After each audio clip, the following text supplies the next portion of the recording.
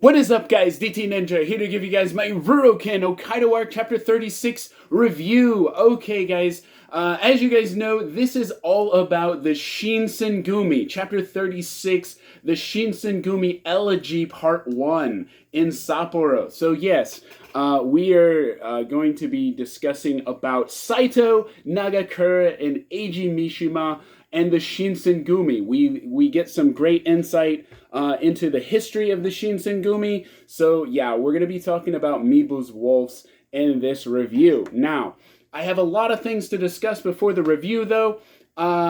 So first things first, the live action films. Obviously, the first live action film has already been released. It has been news now on Netflix. It is coming in June 18th.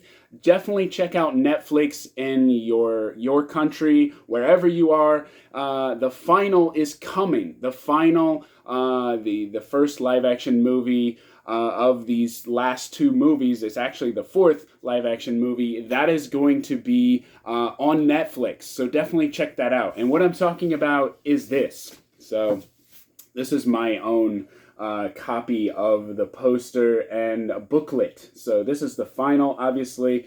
It's got a little tease with Kaoru and Kenshin on the back. And on the inside, it's got all of the stuff about the Genshu arc and the movie, the final. So yeah, I wanted to share that. Also, just check out Netflix. June 18th, the movie is coming. I cannot wait.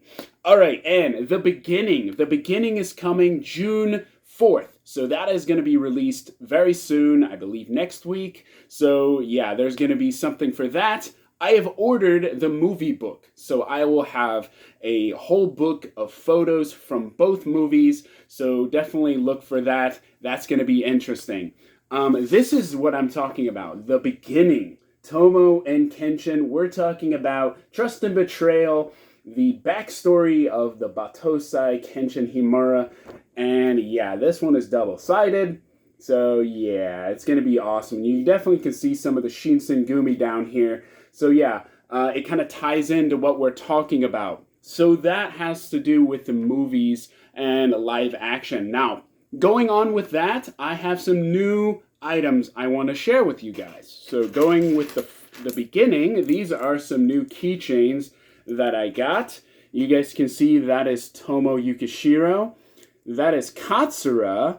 And this is Himura Batosai. You guys can see that? So pretty nice. These are acrylic, so you can actually take them all off, and you can actually have them separate. You know, that's pretty cool. So, like, I just took him off, so that's pretty cool. And then from the final, we have Kenshin. Obviously, we have Saito. Yeah, Saito, Hajime Saito. We're going to be talking about him. And we have Enishi Yukishiro, obviously the main villain in the final and the Genshu arc. And then finally, we have Kaoru Kamiya, obviously Kaoru Himura, the wife and, the master of Kamiya Dojo. And we also have Kenshin Himura. And finally, you can't forget about Sanosuke Sagara, right? So yeah, those are my new items. They're all keychains. They're acrylic keychains, which is really cool because, you know, they're sturdy, you know. So that's pretty cool. And I like the fact that you can take them all apart so you can, you know, have one or three or as many as you want in one keyring. So anyways, I wanted to share that. Finally, I got this. Yes, guys, I got a Kenshin plush. Okay. As you guys know, I have a Boruto and Naruto plush, and Kenshin is my favorite character, so I had to get this. But just look at it. It's really nice. The detail of it is great. What's really interesting about this one is it actually speaks. So you press him.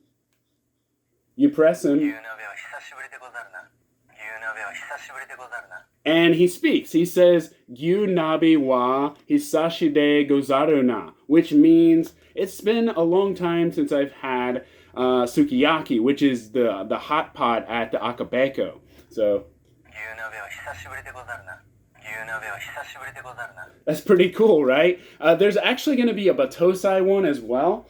But yeah, I wanted that in my collection. So, I know that was a lot, but I wanted to get all that out. So yeah, guys, let's get to the actual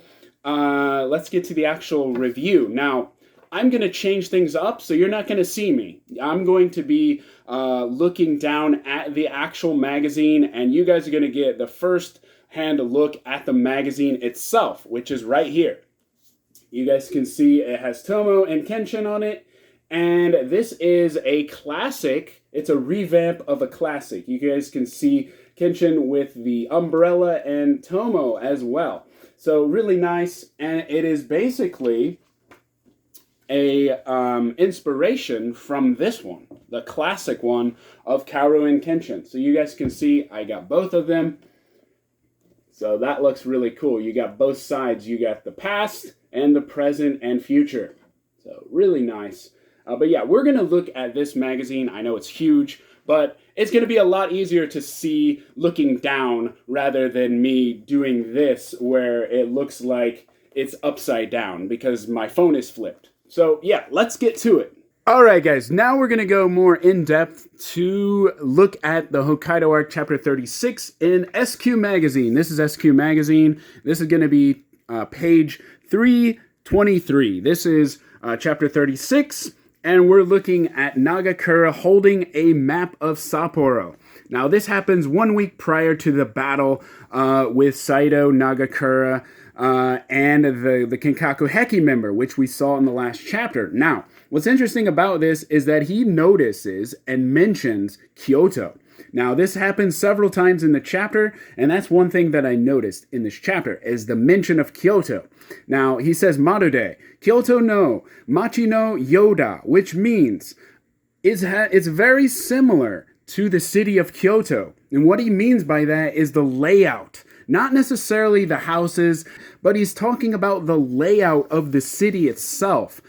Is very similar to Kyoto. So I found that interesting that it's mentioned. It kind of gives you that feel, of Kyoto. But at the same time, it does have a more modernized feel.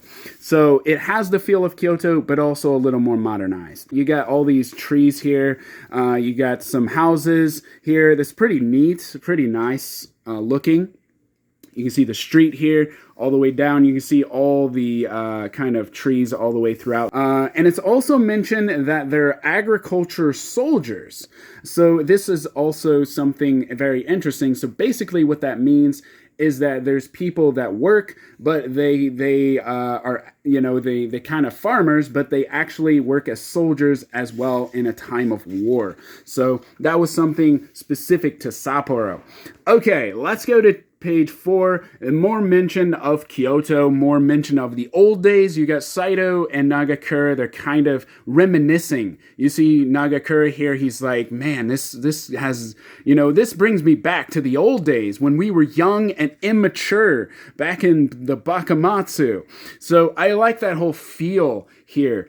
And then, of course, you got Eiji Mishima here.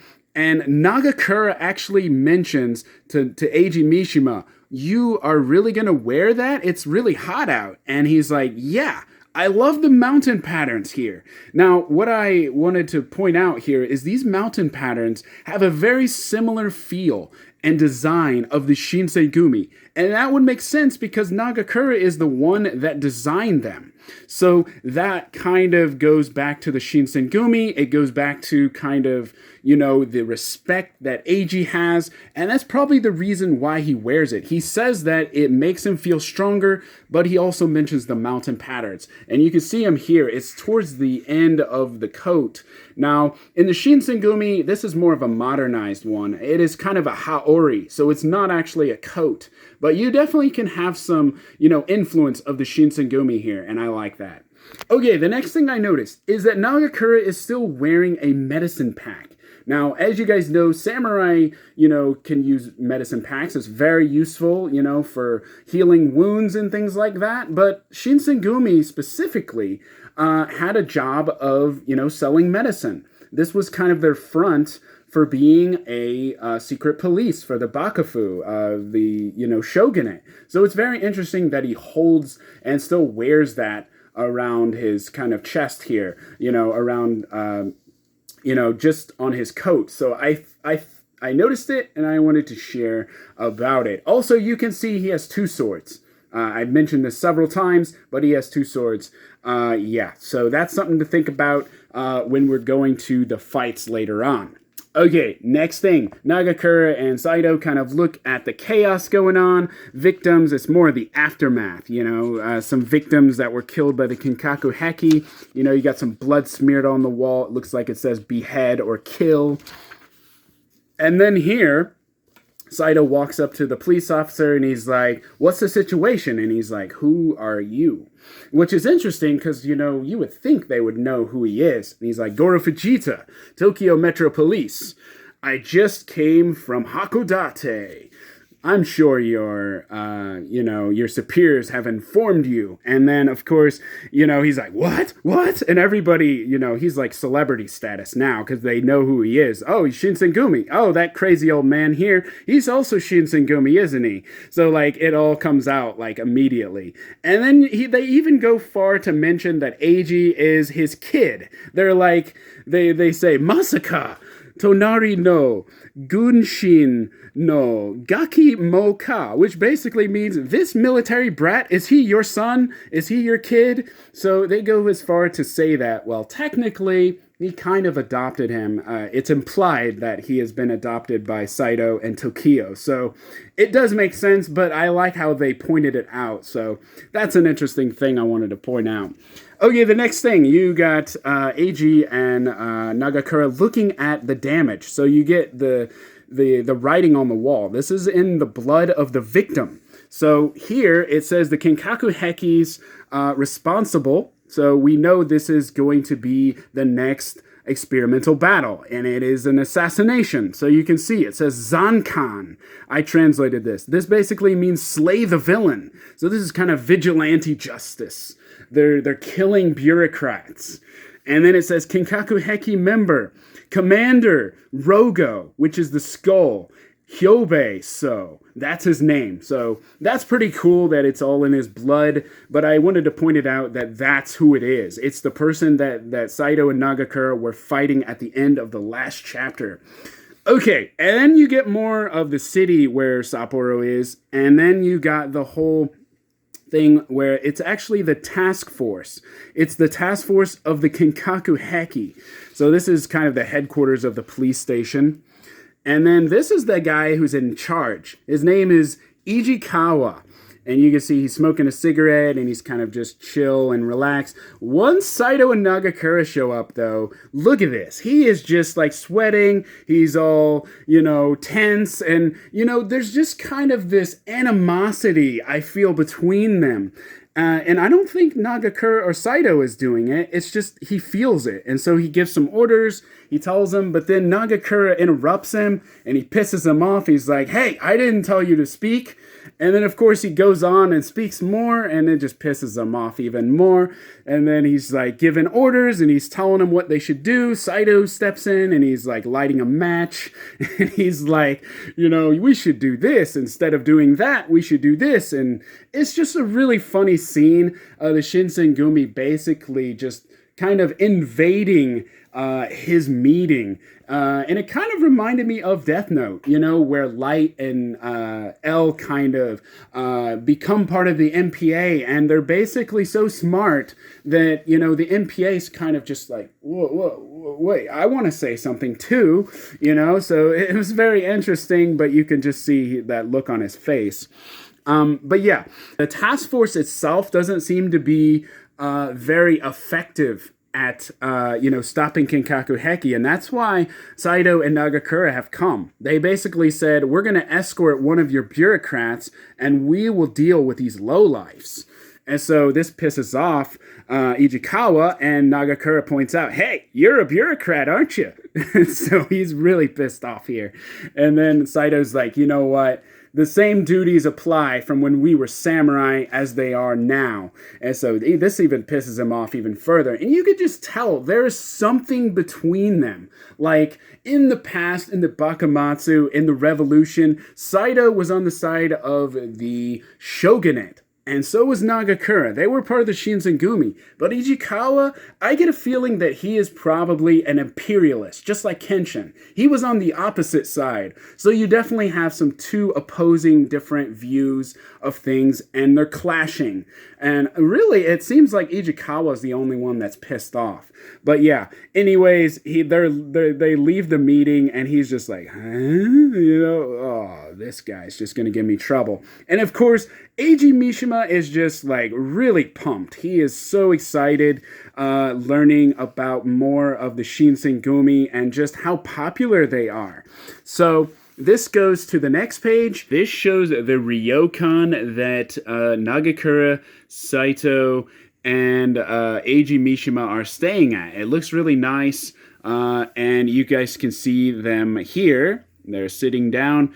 Saito's looking at a book. Eiji is here, and they're all just kind of chilling. Now, the first thing I notice is that the designs themselves don't seem to be complete. Now, they kind of look like sketches. Now, that is because the author didn't have enough time to finish the chapter. Now, this has happened before, but I have a feeling this is the reason why the chapter is there's not going to be another chapter next month, because it is kind of on a break. The author didn't have enough time. He's probably behind on his work. I do know there is an interview in this issue, so he had a lot of other things going on, so that's probably why these illustrations look like sketches rather than full illustrations. But anyways, I wanted to share that, and that might be the reason why we're not going to get another chapter next month. Hopefully 2 months from now, we will resume the Shinsengumi arc. So anyways, the next thing I notice is that Eiji Mishima mentions the Shinsengumi here. Not only does he mention it, he says while he was staying and living in Aizu with the Takagi family. Now, the Takagi family, I don't know who that is. That would be a good discussion question. Is that Tokyo? Tokyo's maiden name? Is that her name? I have to wonder, because he says he learned about the thunderous Shinsengumi. And so it would make sense because Saito is former Shinsengumi. But yeah, that he says that he was staying with the Takagi family. So I have to wonder if that is Tokyo. But yeah, anyways, that would be a good discussion question. He also mentions that the Shinsengumi were one of the strongest groups in the Bakumatsu, one of the strongest. And so he goes on to tell Saito, I've seen your strength firsthand with my own two eyes. Please, Saito-sensei, teach me the secrets. And he's like, stop calling me that. And you can see he's very, very adamant on, just tell me the secrets. I want to be just like you. And so you could just see kind of his brand of justice here.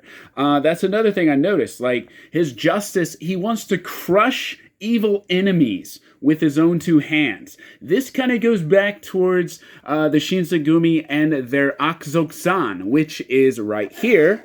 Akuzokzan, basically slay evil immediately. That is what the Shinsengumi kind of lived by. So it is very similar, that brand of justice that they share. But you can definitely tell it is kind of influenced by Saito, because he really respects him and he wants to be just like him. So he wants to know what are the secrets behind the strength of the Shinsengumi. And he, Nagakura's like, tell him, come on. And then so Nagakura he's begging Nagakura. You can see like, please Nagakura, tell me. So finally Nagakura opens up about the Shinsengumi. And we see this. We see all of the Shinsengumi here. And he basically tells the story of the Shinsengumi. Now, I'm not going to tell you everything. You've read the chapter. But you can see you got kind of the background of them. You've got kind of the incidents that they were in. The battles they were in. Their victories, their losses. How they fell apart. And also you got the origins and how they were created. So the first thing I noticed, and that goes back to the mountain pattern. Now, remember how I was talking about Eiji Mishima's coat? This was back in, I think it was page 4. Yeah, this part. You see where the mountains were in his coat? Well, look where the Shinsengumi's pattern is on their haori. You can see it down here. That's where the mountain pattern is. It's not the same. No, it's not the same, but it is very similar. And I feel like that is really the influence of where that came from. So I wanted to point that out. Yeah. And of course, you got the iconic Makoto flag. And we're going to get to that in a little bit. So the next thing is about Kondo Asami and his upbringing. Now, what's interesting about Kondo Asami is that he was a peasant. He came from a peasant family of farmers. His parents were farmers. So he's not high class, he's lower class. But one thing that is, central and key to the strength of the Shinsengumi is the Shiekan. Now, the Shiekan is the dojo in Ushigome Edo. Now, this is where he learns swordsmanship, and this is his, swordsmanship style. That's his style right here. Now, this says Shiekan right here, so this is part of his dojo. Now, if you look here, where it says she right here, you see the character for she right here. Now, I'm going to show you another scene. Let's see if you can enlarge it here or not. There we go. Okay, where it says she right here, that is actually the mark for Makoto. That is the character for Makoto, which is on the flag, which probably, this is just my thinking, but if that is part of Shiekan, then that means that is the heart of the Shinsengumi. That is where the iconic flag Makoto comes from. It comes from Shiekan, which is where the dojo that Isami Kondo learned swordsmanship. So that's very interesting, and I wanted to share that. So that's pretty cool. And another thing, like I said, he comes from a peasant family. He accepts a lot of other people into his dojo, so he becomes a master of the dojo. And so he's training all these people that are kind of lower class. Even medicine peddlers. And one of them is Toshijo Hijikata. And so he becomes the vice commander of the Shinsengumi eventually. And with that, you got... sorry, I went too far. With that, you got Hijikata's rules, which are the code of Shinsengumi, which is Kyokuchu Hato. This is basically the laws of the Shinsengumi, or code. Basically, you have to follow these rules, these code, or you will be killed. You will have to kill yourself in seppuku. You will, commit seppuku and basically take your own life. So they were, basically, you cannot leave the Shinsengumi once you're in it. That's pretty crazy, right? You cannot earn your own money for personal gain. You cannot participate in a battle for personal reasons, and you cannot testify in front of a court or litigation for personal reasons. You have to do it with the consent of the commander and vice commander. And if you do not do these things, then you will have to, take your own life. It's pretty crazy, the codes of Shinsengumi, but they're very strict. That's why he was referred to as the vice commander, demon vice commander. And you can see the wolf here. And also, Nagakura mentions that was kind of the downfall of the Shinsengumi. The code itself caused many people to commit seppuku because they could not follow these rules. They could not follow the law, and they were just too hard to follow. You once you're in it, you can't leave. That's a pretty serious one, Like, what if you're in it and you're like, I don't want to be in it anymore? You can't do that. No, you can't do that. You want to fight someone for your own reason? Nope, you can't do that either. So there's a lot of things that caused problems internally with the Shinsengumi, and this caused internal conflicts within their own group. And one of them was the incident of Abara Nakoji. Now, basically, Ito, he created his own group, a split off from the Shinsengumi, and they did not agree with the Shinsengumi. So the Shinsengumi basically assassinated him. The Goryo Eiji was his group, and they tried to retrieve his body. Now, the Shinsengumi raided the Goryo Eiji, and they assaulted them at night, so they took they won the battle. They won this battle against Goryo Eiji. However, in the aftermath of this incident, basically, Kondo Asami met with a serious injury. Now, this happened a few weeks later, but look at this. He was shot in the right shoulder, and this was his dominant hand. And you can see this is the one he uses his sword with, so this is very serious. And his life as a swordsman was cut short. He basically no longer could hold a sword the same way, and he lost his strength. This was a huge thing for the Shinsengumi. This crippled them. Great loss. This is what Saito says. Basically, he says that the key for the strength of the Shinsengumi was lost, because he was not able to participate alongside them. He's their commander, but, he was damaged that badly that he was not able to participate in the Boshin War. So that really hurt them a lot. And it also, that was the deciding factor of, the winner of the war. So that was another thing. And you can see Eiji's learning the truth here. And he also states that if Kondo Asami did not, and we did not make these mistakes, then we would have probably won. We never would have lost because of our strength. And then here's the flag of Makoto. Very interesting stuff. But yeah, like I said, this Makoto character goes back to the dojo. And there's the mountain patterns that I was telling you about before. But yeah, really interesting. Okay, the last part is in the pub. Now, it looks like they're drinking.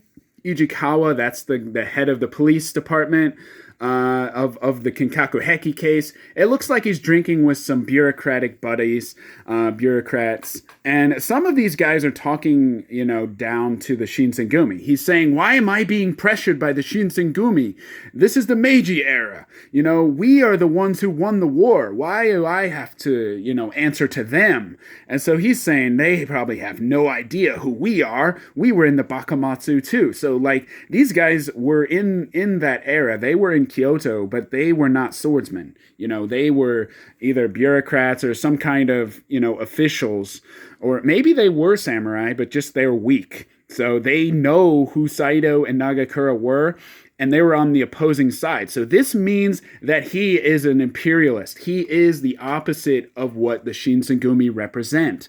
He was for the emperor, while the others were for the shogunate, right? So Ijikawa here is kind of trying to figure out what's happening. What are we going to do about the Shinsengumi and, this whole situation? We have to send a decoy. This was, the plan of Nagakura and Saito. We're going to send a decoy out as a bureaucrat, and they're going to try to assassinate him. We're going to be right there. We're going to catch him in the act. So this is where Ijikawa's like, wait, there's a guy out there that can handle this for us. So this is the guy. And this is who they decide. You see him. He's kind of mysterious, kind of a shadow. He has an apple. He's got a suit. So you definitely can tell he's a bureaucrat. But also he's got this coat. And what's very interesting about that, it kind of reminds me a little bit of the Kinkaku Heki. I'm not saying it is, but the way they're talking about the Shinsengumi and trying to deal with them, it kind of seems like a little shady business. I'm just saying it kind of looks like they're the villains here, rather than, the Kinkaku Heki in this case. But yeah, who knows? Maybe they're in line with the Kinkaku Heki after all. I don't know. But at least these guys, I don't know. It kind of looks like some shady business. So anyways, I wanted to share that. And yeah, guys, that is the chapter. So very interesting stuff. There is going to be a discussion that will be in a week or so, probably a week and a half. I'll have some color scans for that. This is the novel, so I'll be working on some more novel entries, especially because there's not going to be a chapter next month. So anyways, there's that. Also, there is an interview in the magazine, so I'm going to share that with you guys, talking about the creation of the character for the live action and what Watsuki feels and his, and also Takeru Sato's thoughts and feelings about the movie, maybe even the manga, I'm not sure, but I'm currently working on translating this. So guys, definitely look forward to more information. And yeah, guys, that's it. I hope you guys enjoyed. I hope it wasn't too long. And yeah, I will see you guys in the next video.